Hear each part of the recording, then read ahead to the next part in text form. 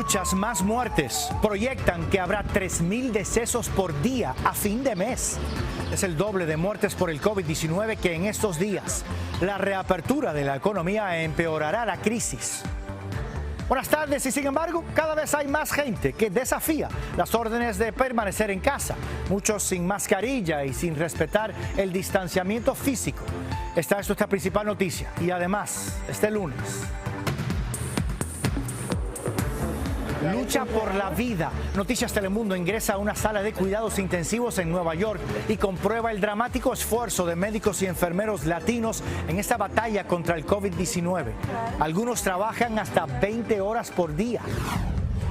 Ojo con los niños. Pediatras en Nueva York advierten sobre un creciente número de menores afectados con coronavirus.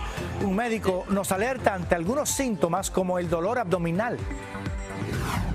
Nosotros tenemos un compromiso, tenemos la misión. Un latino en lo más alto, César Conde, hasta hoy al frente de Telemundo, nombrado presidente del grupo de noticias de NBC Universal. Es el primer latino en liderar la organización periodística más importante del mundo.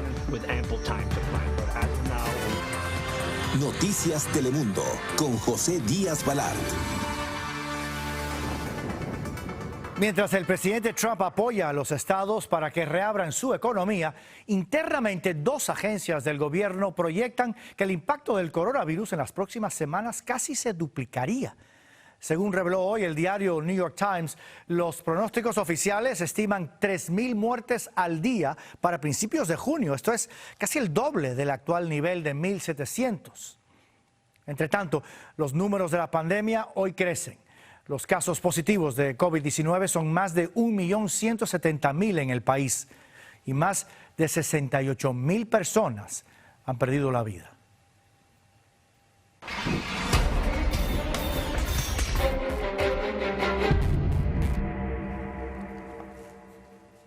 La Casa Blanca ha dicho que esa proyección revelada hoy por el New York Times no es un documento del gobierno ni ha pasado por la revisión de sus expertos, pero el mismo presidente Trump sostiene que el número de muertes puede llegar a 100.000, el doble de lo que había anticipado apenas 2 semanas atrás.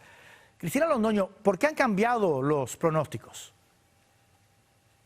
Hola José, buenas tardes. Bueno, desde el primer día se dijo que los pronósticos dependían del comportamiento de la población. Ahora tenemos más de la mitad del país, más de 30 estados en proceso de reapertura y ni uno solo cumplió el primer requisito de 14 días libres de contagios o con contagios contenidos antes de empezar a regresar a la normalidad. Por eso el temor de hoy es que esta desesperación por volver a la normalidad nos lleve a una crisis peor.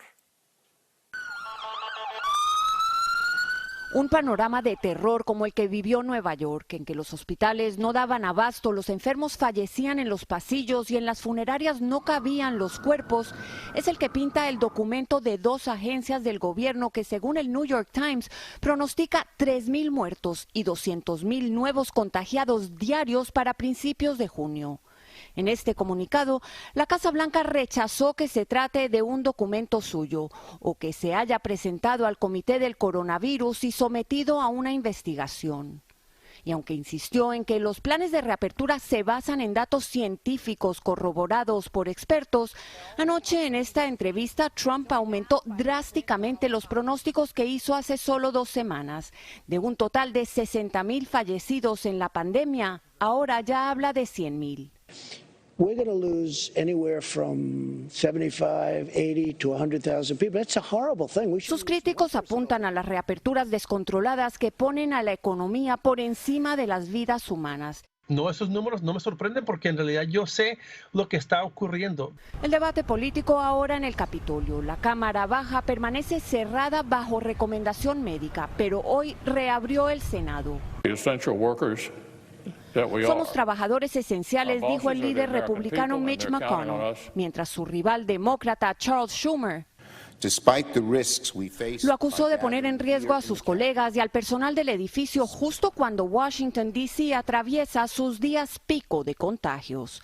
Cristina Londoño, Noticias Telemundo. Mientras tanto, el coronavirus sigue avanzando. El COVID-19, la enfermedad que provoca el virus, ya es la principal causa de muerte en Estados Unidos y está por encima de otras causas de muerte a nivel mundial. Aquí está Julio Vaqueiro con los datos. Julio, buenas tardes. ¿Qué tal, José? Muy buenas tardes. Aquí en Estados Unidos supimos de la primera muerte en Seattle el 29 de febrero. Una muerte el 29 de febrero y sin embargo ya en abril es la principal causa de muerte. En todo el mes cobró la vida de casi 59,000 personas. Por encima de enfermedades cardíacas, que son generalmente la principal causa de muerte en Estados Unidos. Ahí en abril murieron 52,000, casi 53,000 personas por una enfermedad cardíaca. Por encima del cáncer, 10,000 personas menos murieron por cáncer que por COVID-19. Y le siguen otras causas de muerte como los accidentes de auto, el Alzheimer, la diabetes, los suicidios, el Parkinson. Lo interesante es que a principios de marzo el COVID-19 estaba aquí. A lo largo de marzo, abril se fue moviendo a la tercera posición y ya terminando abril es la principal causa de muerte. No solamente es la principal causa de muerte, sino que ha subido el número de muertes promedio en todo el país. Mire esta gráfica. Habitualmente se saca un promedio los 5 últimos años. Aquí vemos la media. El número de muertes en esta época del año, de enero a marzo, va más o menos en los 55,000. Pero lo que hemos visto a partir de este año es esta línea negra que a partir de mediados de marzo se va para arriba, se dispara. Justo cuando desciende habitualmente en este año va para arriba. Esta diferencia entre la línea negra y el promedio se le llama exceso de muertes. Y lo interesante es que un grupo de este exceso de muertes pertenece a las cifras oficiales de COVID-19, pero otras no. Se cree, dicen los especialistas, que pueden ser personas que murieron por COVID-19 pero no se les registró de esta forma, o que murieron por otro motivo pero no fueron al hospital por culpa del COVID-19 porque estaban rebasados. Es decir, la pandemia tiene su efecto aún en estos casos. Y a nivel mundial vemos esta línea amarilla en la peor semana de abril. 50,000 muertes más o menos por encima del promedio. Los accidentes de auto a nivel mundial cobran 25,000 vidas. La diabetes tipo 2, 20,000 vidas. La peor semana en abril, 50,000 vidas por COVID-19. Vamos a hablar más de esto a las 10:09 en el centro y a las 11:35, 10:35 en el centro, José. Julio Vaqueiro, muchísimas gracias. La Casa Blanca insiste también en acusar a China de ocultar lo contagioso del virus mientras se abastecía de mascarillas, batas y guantes. Un informe del Departamento de Seguridad Nacional indica que China redujo su exportación y aumentó la importación antes de avisarle a la Organización Mundial de la Salud sobre lo grave del brote.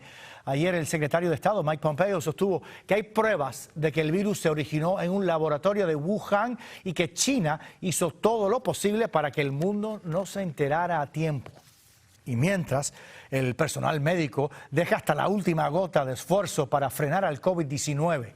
Noticias Telemundo ingresó en exclusiva a los cuidados intensivos de un hospital de Nueva York donde médicos y enfermeros latinos luchan por salvar vidas entre nuestra comunidad. Lourdes Hurtado nos muestra las imágenes y sus testimonios. Preparada para comenzar su turno, la doctora Denise Núñez inicia su rutina con una revisión de temperatura. Una cámara de Noticias Telemundo la acompañará mientras trabaja esta noche. Ahora vamos a subir al 10º piso, donde está cuidados intensivos.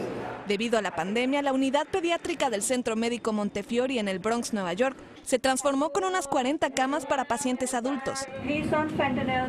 Luego de ponerse al tanto del estatus de sus pacientes, la doctora debe completar el trabajoso proceso de vestirse con el equipo de protección. Me cubro bien los zapatos.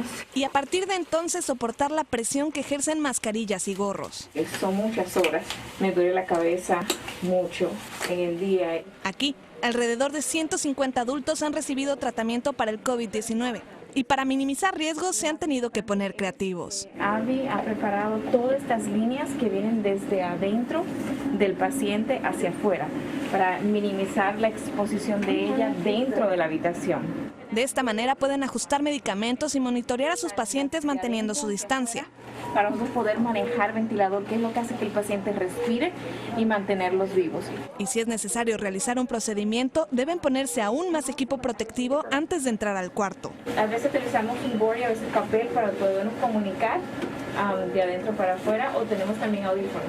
Residentes, enfermeros y demás personal médico han trabajado incansablemente durante la emergencia sanitaria. Muchos de nosotros trabajamos turnos de 13 horas al día y a veces algunas personas trabajan más, 16 hasta 20 horas.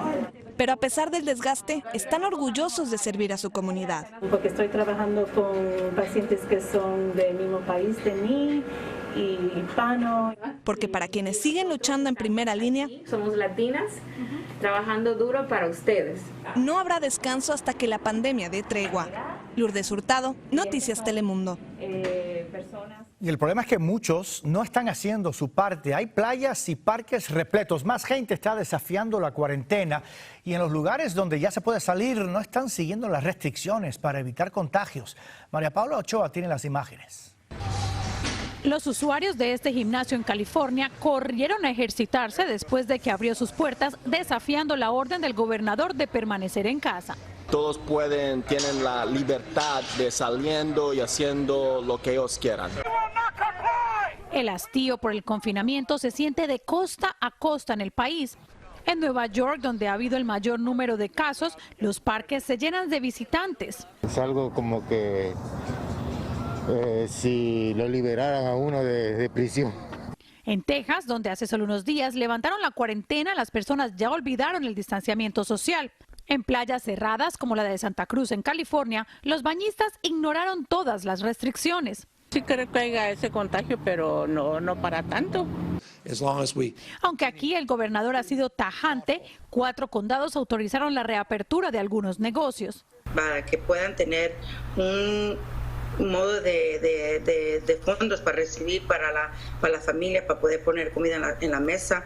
Por ejemplo, Emanuel abrió su barbería siguiendo los protocolos. Todos tienen que limpiarse las manos con hand sanitizers y todos tienen que usar máscaras, los peluqueros y con guantes. Pero aunque muchos se sienten seguros afuera de casa, los médicos aseguran que es muy pronto para poner el placer y la economía por encima de la salud. Todavía estamos viendo casos, todavía hay gente que puede tener la infección, que se la puede pasar a otra persona. Hoy el gobernador de California anunció nuevas medidas para iniciar la segunda fase en la reapertura de la economía y a partir del viernes floristerías, tiendas minoristas y librerías podrán de nuevo atender a sus clientes con algunas restricciones. En Los Ángeles, María Paula Ochoa, Noticias Telemundo. Los cruceros, que han sido uno de los grandes focos de contagio, planean reactivarse este verano. Los de Carnival retomarán sus viajes el 1 de agosto con 8 barcos zarpando desde Miami, Port Canaveral y Galveston, Texas. El resto de su flota en Norteamérica y Australia se reactivará 30 días después. Se estima que casi 2.800 pasajeros y tripulantes se infectaron en cruceros de diversas compañías. Al menos 74 perdieron la vida en todo el mundo. Al regresar en Noticias Telemundo, el coronavirus parece provocar síntomas inusuales en los niños. Un experto nos ayuda a detectarlos. La antigua residencia de los presidentes mexicanos servirá de refugio para médicos y enfermeras.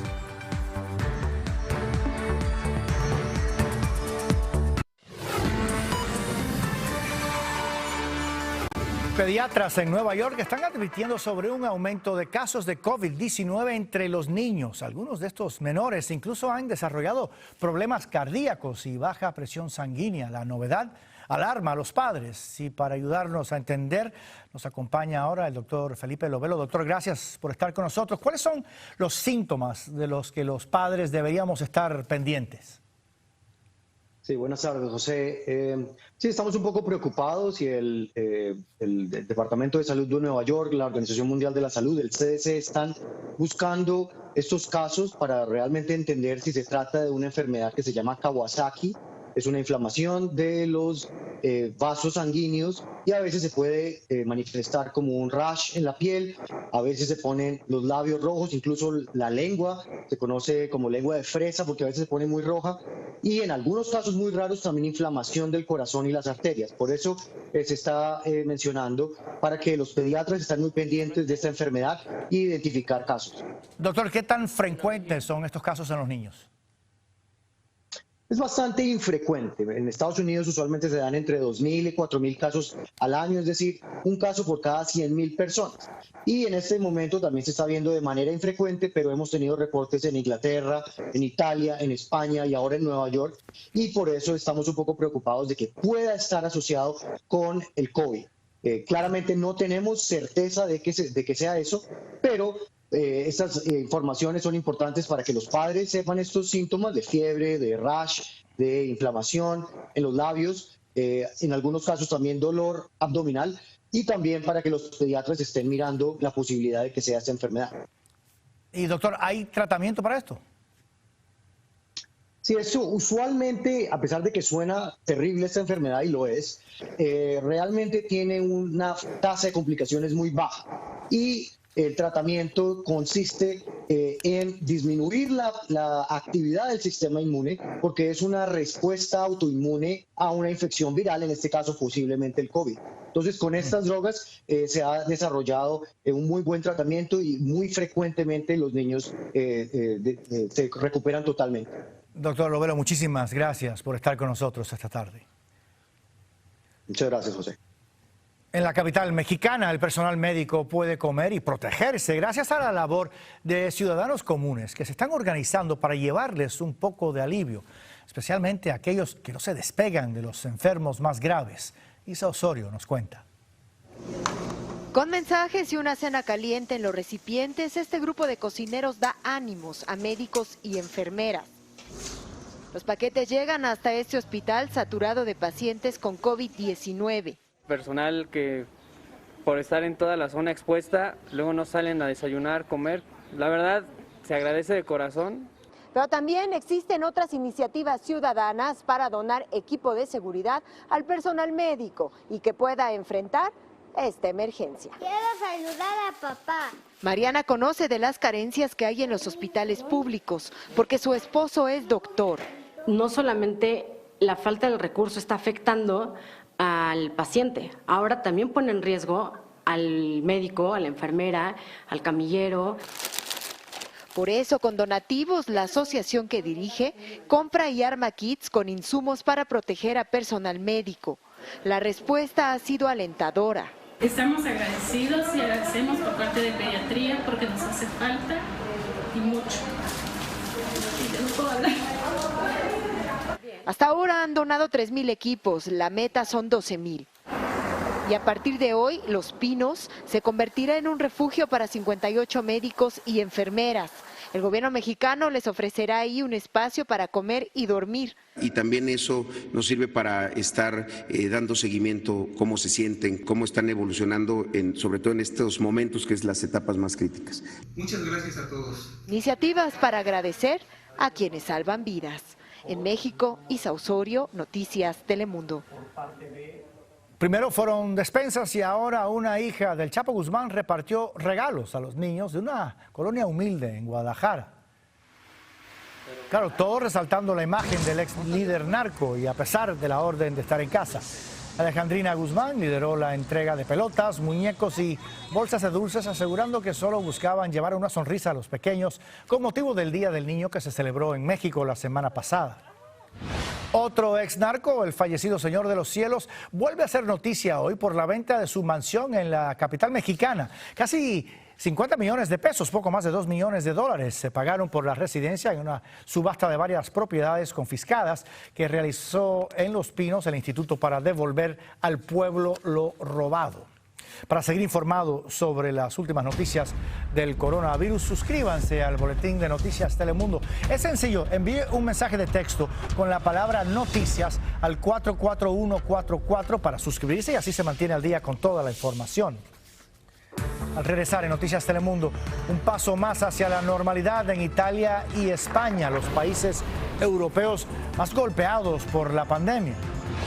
Campesinos de una pequeña ciudad agrícola de Florida consiguen pruebas de coronavirus para todos en su comunidad.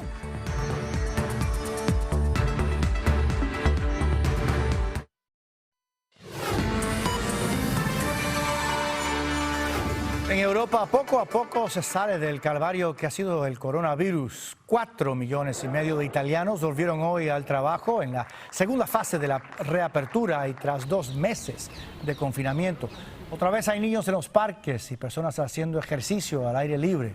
Muchos todavía con mascarillas y guardando distancia. La mayor alegría para los abuelos es que hoy muchos pueden abrazar por fin a sus nietos. También mejora el panorama en España, que sale del encierro tras registrar menos contagios y la cifra más baja de muertes en mes y medio. Hoy reabrieron los negocios pequeños como librerías, salones de belleza y desde temprano había largas filas para comprar productos de peluquería. Una comunidad agrícola en Florida respira hoy más aliviada después de haber sido ignorada por las autoridades. Finalmente, todos los residentes con o sin síntomas, con o sin documentos, serán sometidos a pruebas de coronavirus. Rogelio Moratagle tiene sus testimonios en Immokalee. Con mucha inquietud, Hugo finalmente se sometió a la prueba del coronavirus. Sí, tengo mi esposa que es diabética y pues tengo que estar pues seguro de que no llegue a nuestro hogar porque sería triste. ¿Vive solo con ella o? No, tengo mis 4 hijos. Ya, ¿viven ustedes solos? No, vive también mi suegro. Viven 8 personas en una pequeña casa móvil. Y ese es el común denominador entre las familias que viven en esta comunidad agrícola. Por eso el riesgo de contagio es muy elevado. Son trabajadores esenciales, entonces la mayoría siguen trabajando, siguen saliendo de sus casas y cuando regresan a sus casas ponen a sus compañeros, sus hijos, sus familias en peligro. Hace 2 semanas, Noticias Telemundo reportó las denuncias de trabajadores del campo, quienes se sentían totalmente ignorados por las autoridades. Entre otras cosas exigían esto: pruebas gratuitas para todos. Porque no tienen los recursos para tomarse esta prueba en otro lugar y es muy importante que hayan venido hasta aquí. La Guardia Nacional estará realizando las pruebas hasta mañana. Los resultados estarán listos entre 2 y 5 días. Ya empezamos y ya las autoridades ya básicamente voltearon a ver Immokalee y las necesidades de Immokalee. Con síntomas o sin síntomas, todos los residentes de Immokalee califican para esta prueba sin importar su estatus migratorio, y las autoridades han querido subrayar que su información se mantendrá confidencial. Es nada más para saber a dónde están, para asegurarnos que cuando tengamos las pruebas los podamos contactar, nada más. Para ellos, eso es lo mínimo que merece un trabajador esencial. Si eres un trabajador indispensable, también tu salud debe ser indispensable. En Immokalee, Florida, Rogelio Moratagle, Noticias Telemundo.